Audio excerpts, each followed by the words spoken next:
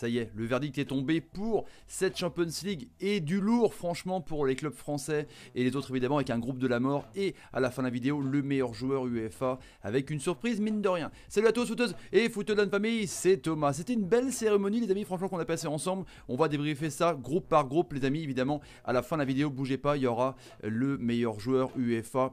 Avec donc les réactions de Messi et Ronaldo, franchement, il y a Ronaldo qui a fait une teutée quand Van Dijk est monté, c'est juste incroyable. Allez, on passe évidemment au groupe A avec le groupe de Paname, évidemment, qui a été tiré dans les chapeaux, en premier dans le chapeau 1.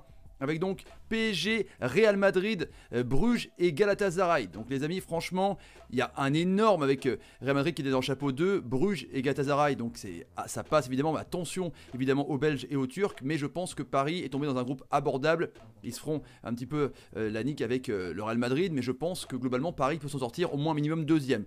Mais commentaires les amis, ce que vous en pensez évidemment sur chaque groupe qui déroule pendant ce débrief complet de cette Champions League. Donc Paris, Real Madrid, Bruges, Galatasaray, c'est quand même faisable. Groupe B maintenant, les amis. Groupe du Barça est lourd, vous allez voir les amis. Groupe B avec donc Bayern, Munich, Tottenham, Olympiakos et Étoile Rouge de Belgrade. Donc Bayern évidemment, encore une fois, un groupe abordable avec donc un gros évidemment quand t'es chapeau 1 t'as forcément un groupe chapeau 2 donc normalement ça passe hein. Olympiakos et Étoile Rouge, normalement Bayern Tottenham sont favoris évidemment. Le troisième est qualifié en Europa League. Donc mettez dans les commentaires encore une fois pour le groupe B. Le groupe C, le groupe de City aussi est très très facile hein. Ils sont tombés vraiment dans un groupe ultra simple pour eux.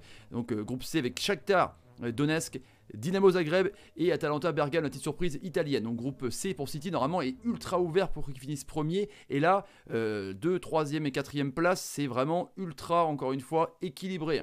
Shakhtar, Zagreb, Atalanta. Mettez dans les commentaires les amis pour le deuxième et troisième. Et je pense, moi je ferai une petite pièce pour Shakhtar Donetsk qui est quand même super relou à jouer, surtout à l'extérieur. Le groupe D les amis, avec le groupe de la Juventus. Ils se retrouvent tout le temps, hein. Juventus Atletico comme en Champions League l'an dernier. Donc Juventus Turin, Atletico Madrid, Bayer Leverkusen et Lokomotiv Moscou les amis. Donc encore une fois je pense que les deux gros vont passer. Troisième normalement c'est Leverkusen qui est normalement favori pour l'Europa League. Mais il peut y avoir des surprises encore une fois. Mais en tout cas on aura des chocs directement en phase de poule qui vont être énormes à partir de mi-septembre. Ça va être juste dingue les amis. Groupe E maintenant on se rapproche avec les groupes hein, de Lyon et de Lille. Groupe E, Liverpool, Naples, Salzbourg et Genk. Liverpool, le tenant du titre évidemment, qui a un groupe plutôt aussi abordable, assez cohérent avec le Napoli de Carlito Ancelotti, Salzbourg et Genk, donc les Autrichiens et les Belges. Donc je pense que là ça passera pour évidemment pour les Reds et pour le Napoli. Mettez dans les commentaires ce que vous en pensez les amis. Il peut y avoir des surprises évidemment. En phase de poule, les grosses équipes normalement sont généralement pas prêtes les amis. On se rapproche avec le groupe F, le groupe de Barcelone. Dixit, le groupe de la mort de ouf, franchement. Barça, Dortmund, Inter Milan. Trois gros mine de rien, franchement. Slavia, Prague évidemment. Mais là, t'as deux vainqueurs de Champions League et puis t'as un finaliste comme Dortmund. Ça va Prague, ça va être compliqué pour passer. Donc là, mettez en commentaire vos favoris les amis.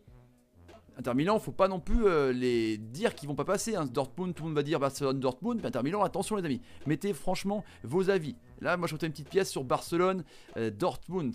Inter Milan, troisième sûr, mais ça va être. Ça va être relevé aussi l'Europa League avec les troisièmes reversés de la Champions League. Le groupe H, le groupe de Chelsea. Alors Chelsea, Ajax, Valence et Lille les amis. Groupe G c'est juste avant évidemment. Groupe H, Chelsea, Ajax, Valence et Lille. J'ai gardé le groupe de Lyon à la fin. Donc là Lille c'est compliqué. Hein. Franchement Ajax Amsterdam qui ont fait une coupe énorme l'année dernière. Chelsea vainqueur de l'Europa League. Valence qui a déjà gagné aussi l'Europa League. Lille compliqué. Hein. Alors Osimhen, il va falloir qu'il marque plus de 4 buts en Ligue 1 pour briller en Champions League. Au moins finir troisième. Parce que là Lille a des chances aussi de même pas finir troisième. Gros groupe de la mort pour Lille. Même pour les autres équipes. Dans les commentaires les amis, c'est ce que vous en pensez. Le groupe de Lyon, le groupe G, Zénith, Benfica, Lyon et Leipzig. Là, ils ont eu du bol, les Lyonnais. Franchement, par rapport aux Lillois, avec le Zénith Saint-Pétersbourg, Benfica, grosse équipe aussi, souvent hein, sur les jeux européennes, ils sont vraiment présents. Et Leipzig, attention avec sa jeunesse de feu. Lyon peut passer les amis, donc mettez dans les commentaires ce que vous en pensez pour les équipes. Mais franchement, on a eu du lourd de ouf, moi je vous le dis. Allez, il est parti les amis, avec évidemment l'élu, le meilleur joueur, hein, le trophée du meilleur joueur UEFA 2019. Évidemment, c'est ce qui va amener à être Ballon d'Or. Ouais, ça c'est souvent. Modric a été trophée UEFA, il a eu Ballon d'Or. Là, On va voir qui c'est les amis. Franchement, il y a des surprises. Parce que là, on voyait qu'il y avait des discussions entre Messi, entre Ronaldo. C'était assez intéressant, franchement. Ils rigolaient. Ils étaient interviewés par la présentatrice. Ils étaient là, super, on va se batailler. C'est vrai, Ronaldo a dit, c'est vrai qu'on dîne jamais souvent ensemble, c'est logique. Mais ils étaient copains.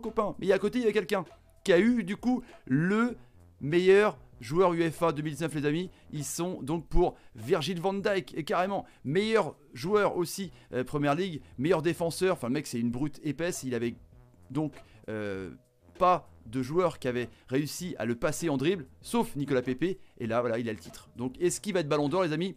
Mettez en commentaire ce que vous en pensez. Évidemment pas Sadio Mané, hein.